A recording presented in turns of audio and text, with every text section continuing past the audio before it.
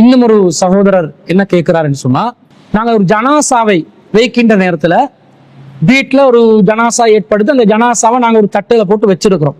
அதை கிப்லாவை நோக்கி தான் நாங்க வைக்கணுமா என்று கேட்கிறார். கொழும்பை சேர்ந்த ஒரு சகோதரர் கேட்கிறார். ஒரு ஜனாசாவை வீட்டுல நாங்க வைக்கும் பொழுது கிப்லாவை நோக்கி தான் அந்த ஜனாசாவை வைக்கணும், அப்படித்தான் ரசூலுல்லாஹ் நமக்கு வழிகாட்டி இருக்கிறாங்கன்னு சிலர் சொல்றாங்க. அது சரியானு தான் கேட்கிறாரு. அப்ப இறந்தவர்களை, அவர்களுடைய உடலை, சடலங்களை கிப்லாவை நோக்கி திருப்பி வைக்கணும் என்று சில ஹதீஸுகள் சொல்கிறது. ஆனால் அந்த ஹதீஸுகள் எல்லாம் பலவீனமான நிலையில் இருக்கிறது. எந்த மாதிரி ஹதீஸுகள் வருதுன்னு சொன்னா, நபிகள் நாயகம் ஸல்லல்லாஹு அலைஹி வஸல்லம் சொன்னதாக ரசூல் ஒரு முறை என்ன சொல்றாங்களா, ஃபகால ரஜுலுன் மின் அஸ்ஹாபிஹி, ரசூலுல்லாஹ்வுடைய தோழர்களில் ஒரு மனிதர் கூறுகிறார் ரசூலுல்லாஹ்விடம், யா ரசூல் அல்லாஹ், அல்லாஹ்வின் தூதரே, வகமில் கபாயிர், பெரும் பாவங்கள் என்றால் என்ன என்று கேட்கிறாங்க. அப்ப ரசூலுல்லாஹ் சொல்றாங்களா, ஹிய திஸ்உன், 9 பெரும் பாவங்கள் இருக்குது. அலமுஹுன்ன அல் இஸ்ராக்கு பில்லாஹ், அதுல மிக மகத்துவமானது பெரிய பாவம் என்னன்னா அல்லாஹ்க்கு இணை கற்பிப்பது, வ கத்லுல் முஃமினி பிகைரி ஹக்கின், பிறகு ஒரு மூமினை எந்த நியாயமான காரணமும் இல்லாம கொலை செய்யறதுன்னு ரசூலுல்லாஹ் பட்டியலை போட்டுட்டு கடைசியா என்ன சொல்றாங்கடா, வ இஹ்லாலுல் பைத்தில் ஹராமி கிப்லத்துக்கும் அஹ்யாஅன் வ அம்வாத்தன், பைத்துல் ஹராம், மஸ்ஜிதுல் ஹராம் உயிருள்ளவர்களுக்கும் உயிரற்றவர்களுக்கும் கிப்லாவாக இருக்கும் நிலையில் அதன் புனிதத்தை மறுத்து நடப்பது என்று நபி ஸல்லல்லாஹு அலைஹி வஸல்லம் அவங்க சொன்னதாக உமைர் ரலியல்லாஹு அன்ஹு அவர்கள் அறிவிக்கிறார்கள். அபூதாவுதுல 2490வது செய்தியாகவும், பைஹக்கியில, தபுரானியில, ஹாக்கிம் போன்ற ஹதீஸ் கிரங்களையும் இந்த செய்தி பதிவு செய்யப்பட்டிருப்பதாக வருகிறது. ஆனா இந்த எல்லா செய்திகளையும் அப்துல் ஹமீத் பின் சினான் என்று சொல்லக்கூடிய ஒரு அறிவிப்பாளர் இடம்பெறுகிறார். இவரை பொறுத்தளவில் இவர் மஜ்ஹூலானவர், யார் என்று தெரியாத ஒருவர். எனவே இவர் யாரென்றே தெரியண்டா இவருடைய நம்பகத்தன்மையை உறுதிப்படுத்த முடியுமா?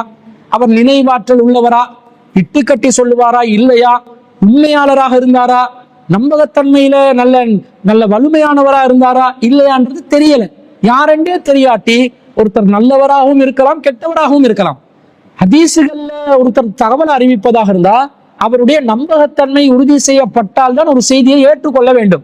இதுல நம்பகத்தன்மை உறுதி செய்யப்பட்ட நிலையில் இல்லாததனால இந்த செய்தியை ஏற்றுக்கொள்ள கூடாது. இது பலவீனமான செய்தியாக இருக்கிறது.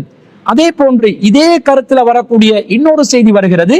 அது பைஹக்கியில வரக்கூடிய அறிவிப்புல அய்யூப் இப்னு உத்பா என்பவர் இடம்பெறுகிறார். இந்த அய்யூப் இப்னு உத்பா என்பவரும் நினைவாற்றல் குறைந்தவர். ஹதீசுகள் அறிவிப்பதுல அவருக்கு ஞாபக மறதி இருக்குது, அவருடைய நினைவாற்றல் குறைவா இருக்குது, ஒன்று கிடக்க ஒன்று அறிவிச்சிருவாரு என்ற நிலையில இருப்பதனால இந்த செய்தி பலவீனமான செய்தியா இருக்குது. அடுத்தது அன்பிற்குரியவர்களே, இந்த செய்தி ஆதாரபூர்வமான செய்தின்னு ஒரு வாதத்துக்கு வச்சுக்கொள்வோமே, இந்த செய்தியை நடைமுறைப்படுத்தலாமா? கொஞ்சம் யோசிச்சு பாருங்க. உயிருள்ளவர்களுக்கும் உயிரற்றவர்களுக்கும் கிப்லாவாக இருக்கக்கூடிய மஸ்ஜிதுல் ஹராமுடைய புனிதத்தை மறுப்பாங்க, அதுவும் பெரும் பாவம் என்று ரசூலுல்லாஹ் சொன்னதா வருது. வ இஹ்லாலுல் பைத்தில் ஹராமி கிப்லத்துக்கும் அஹ்யாஅன் வ அம்வாத்தன், உயிருள்ளவர்களுக்கும் கிப்லா, மௌத்தா போனவங்களுக்கும் கிப்லா, அந்த கிப்லாட புனிதத்தை மறுத்து நடக்கிறது பெரும் பாவம் என்று ரசூலுல்லாஹ் சொன்னதா வருது தானே. அப்ப உயிருள்ளவர்களுக்கு கிப்லா என்று சொன்னா என்ன அர்த்தம்? உயிருள்ளவர்கள் உயிர் வாழும் போதெல்லாம் 24 மணித்தியாலமும் கிப்லாவை முன்னோக்கி தான் அவர் இருக்கணுமா? அவர் வேலைக்கு போறதா இருந்தாலும் கிப்லாவை முன்னோக்கி தான், இப்படி சைடுக்கு தான் நடக்கணுமா? அவர் வீட்டுக்கு போறதா இருந்தாலும் கிப்லாவை முன்னோக்கி சைடுக்கு தான் நடக்கணுமா? அல்லது வேறொரு சில பேருடைய வீடு கிப்லாவுக்கு பின்பக்கத்துல இருக்கலாம், அப்ப ரிவர்ஸ்ல நடக்க வேண்டி வருமா? இப்படிதான் மார்க்கம் சொல்லுமா? ஒருத்தர் வாகனத்துல போவாரு, கிப்லாவை முன்னோக்கி போகணும் என்று வந்தா, நம்ம இலங்கையை பொறுத்த அளவுல வடமேல் மாகாண திசையில கிப்லா இருக்குது, அவர் கிழக்கு மாகாணத்துக்கு பயணம் செய்யணும் என்று சொன்னா எப்படி பயணம் போகலாம்? போக முடியாம போயிருமே.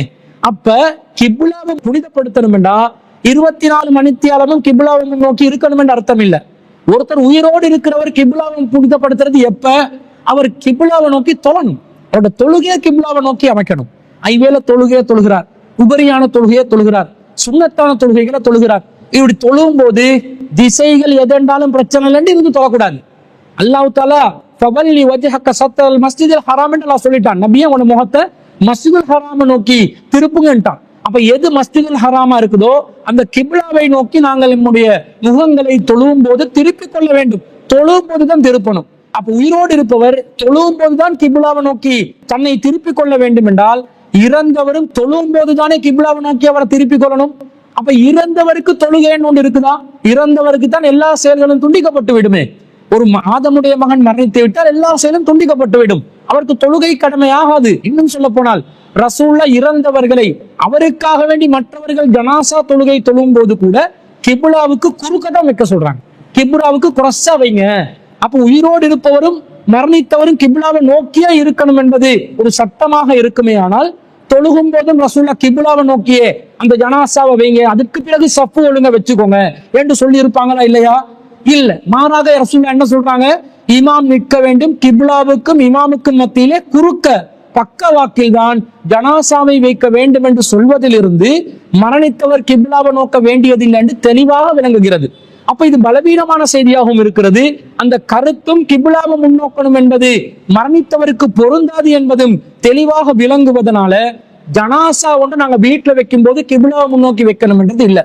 கிப்லாவை நோக்கி ஒருத்தர் வைத்தால் அதுல எந்த தப்பும் இல்லை, கிப்லாவை நோக்கித்தான் வைக்கணும், அதுக்கு மாற்றமா வைக்க கூடாது என்று யாராவது வாதிடுவார்கள் என்று சொன்னால், ஜனாசாவை கிப்லாவை நோக்கி வைப்பதுதான் நபிகளாருடைய சுன்னத்து என்று ஒருவர் வாதிடுவார் என்று சொன்னால் அது மார்க்கத்தில் இல்லாத ஒரு விதிமுறையை நடைமுறைப்படுத்துவதாக வரும். இன்னும் சொல்ல போனால் பல பகுதிகளில் வீடுகளை நாங்கள் எடுத்துக்கொண்டா, கொழும்பு பகுதிகள் எல்லாம் சின்ன சின்ன வீடுகள் தான். கொழும்பு பெரிய கொழும்பு மாநகரம் என்று சொல்லுவாங்க. ஆனா கொழும்புல ஒவ்வொரு தெருவா போயிட்டு வீடுகளை பார்த்தீங்கன்னு சொன்னா எல்லாம் 10க்கு 10, 20க்கு 10, 15க்கு 10 சின்ன சின்ன வீடுகள். அந்த வீடுகளுக்குள்ள ஜனாசாவை கிப்லாவை முன்னோக்கி வைக்கிறதுக்கு முயற்சி செஞ்சால் எதையுமே வீட்டுல பண்ண முடியாத சூழ்நிலை வந்துடும். அதை விட பெரிய வீடா இருந்தாலும் சரி, ஹால் வைப்பாங்க, சின்ன அளவுல தான் வைப்பாங்க.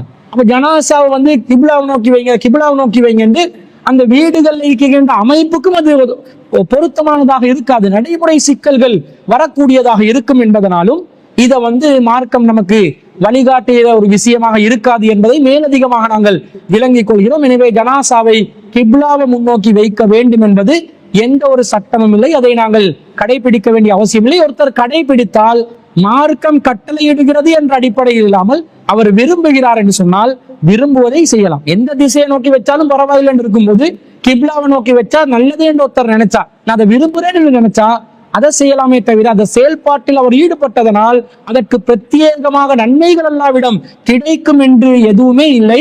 அப்படி நன்மை கிடைக்கிற காரியம் இருந்தா அல்லாவோ அல்லாவுடைய தூதரோ அதை நமக்கு மார்க்கத்துல வழிகாட்டி இருப்பாங்க என்பதுதான் அதற்கான பதிலாக நாங்கள் பதிவு செய்து கொள்கிறோம்.